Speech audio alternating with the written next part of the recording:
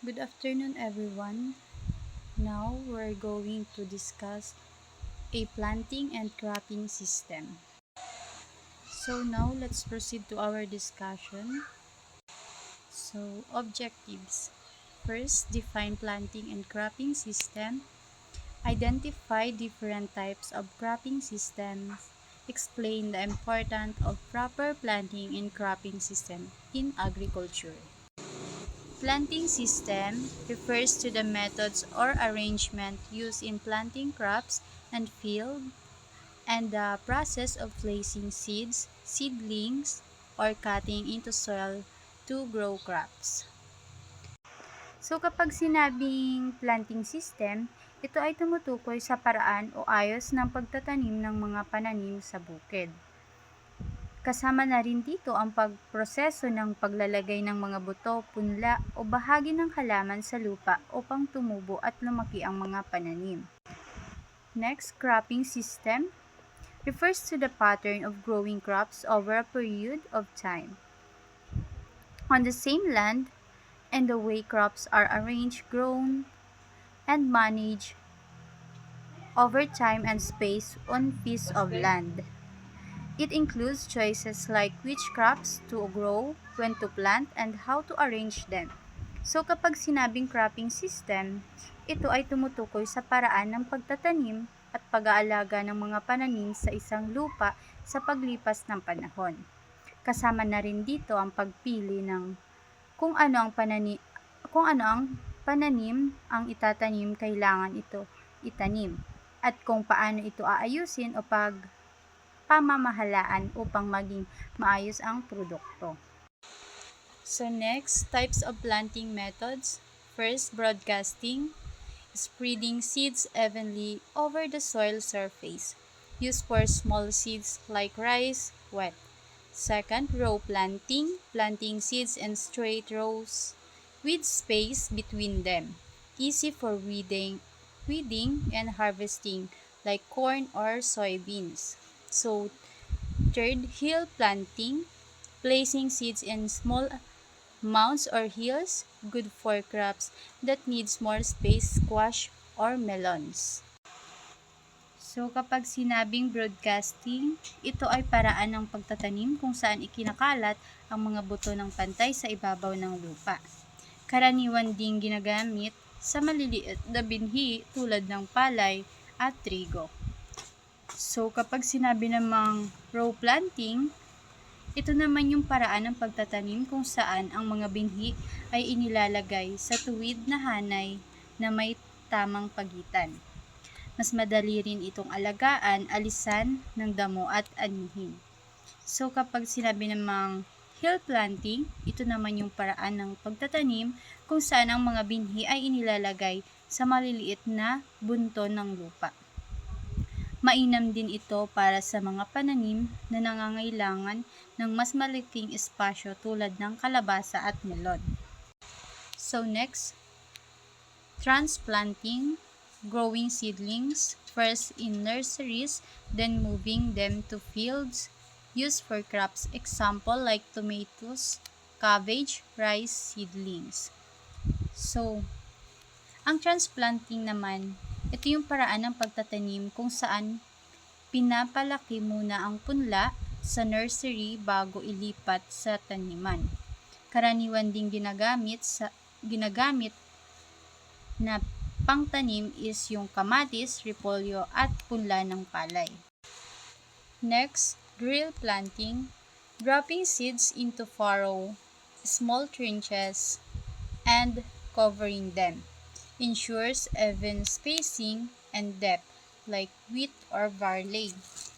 So kapag sinabing drill planting, ito ay paraan ng pagtatanim kung saan inilalagay ang mga buto sa maliliit na tudling o kanal at saka tinatakpan ng lupa. Nakatutulong din ito upang maging pantay ang pagitan at ilalim ng mga buto. So next, direct seeding. Seeds are planted directly into the soil where the plant will grow until harvest. Example, corn, beans, and peanut. So kapag sinabing direct seeding, ito ang paraan ng pagtatanim kung saan direktang itinatanim ang mga buto sa lupa hanggang sa paglaki at pag-aani nito. Halimbawa na nga yung mais, sitaw at mani. So next slide, cropping system. The term cropping system refers to the crops and crop sequences and the management techniques used on a particular fields over a period of years. So kapag sinabing cropping system, ito ay tumutukoy sa uri ng pananim, pagkakasunod-sunod ng pagtatanim at mga paraan ng pamamahala sa taniman sa loob ng ilang taon. So next, cropping pattern. It indicates the yearly sequence and the spatial arrangement of crops and follow in an area. It is for larger area like zone, taluka, district, etc.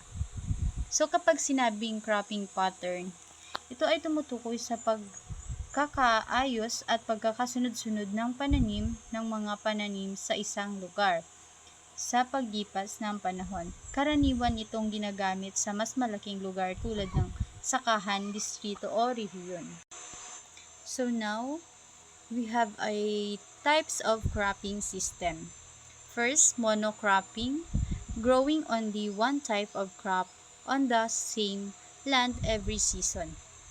So ito yung paraan ng pagsasaka kung saan iisang uri lamang ng pananim ang itatanim sa parehong lupa sa bawat panahon ng taniman. So benefits nito, easy to manage with machinery, specialized tools and techniques can be used, may give high short-term yields.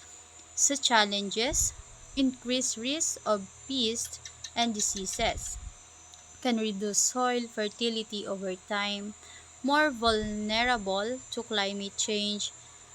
So example is large corn or wet farms. Crop rotation, growing different crops in sequence on the same land. So kapag sinabing crop rotation, ito yung paraan ng pagsasaka kung saan iba't ibang uri ng pananim ang itinatanim ng salitan sa parehong lupa. So benefits nito, improve soil fertility, different crop use different nutrients, reduces pests and diseases, helps control weeds. Challenges, requires more planting and acknowledge, may need different equipment for different crops. Example, corn, soybeans, and wheat.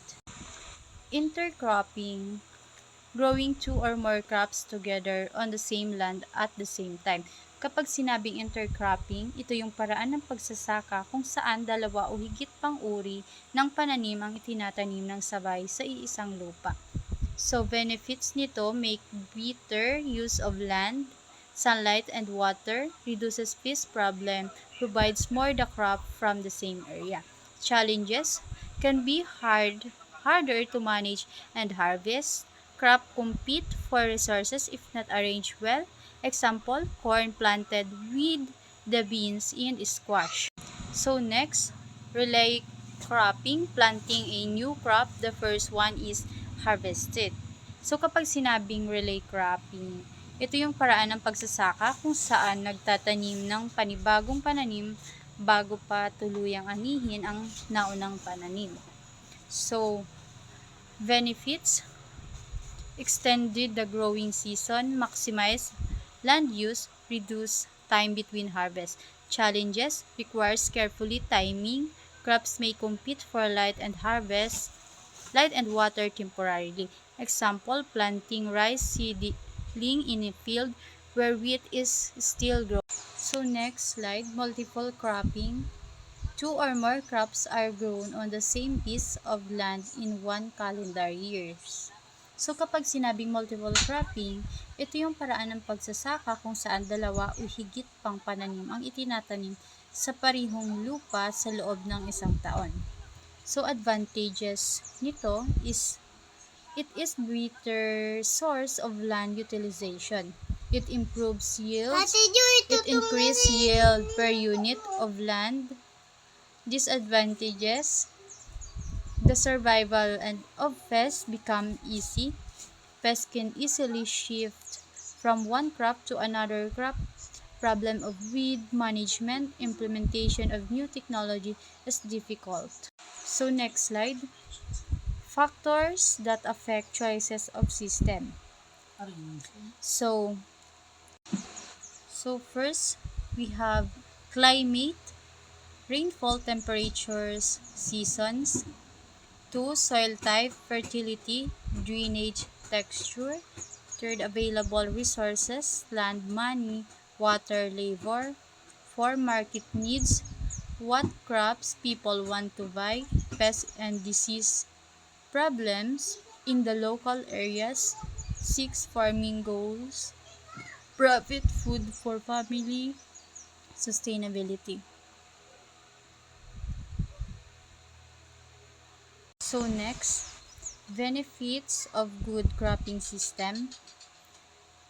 So ensures steady food production, protects soil from erosion and degradation, save water and other resources, reduces the need for chemical fertilizer and pesticides, support biodiversity, helps beneficial insect and organism, make farming more profitable and sustainable long term.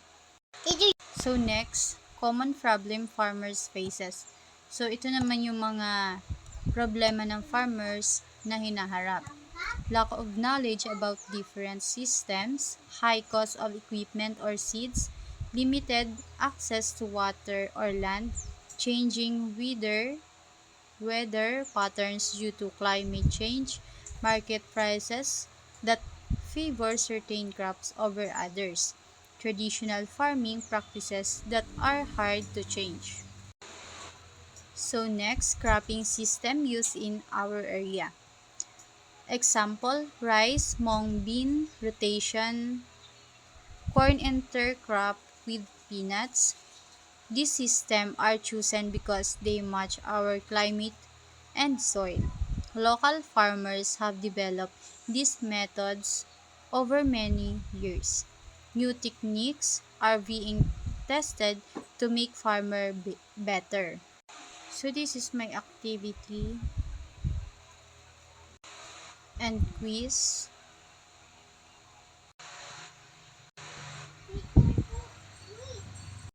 And now this is my assignment.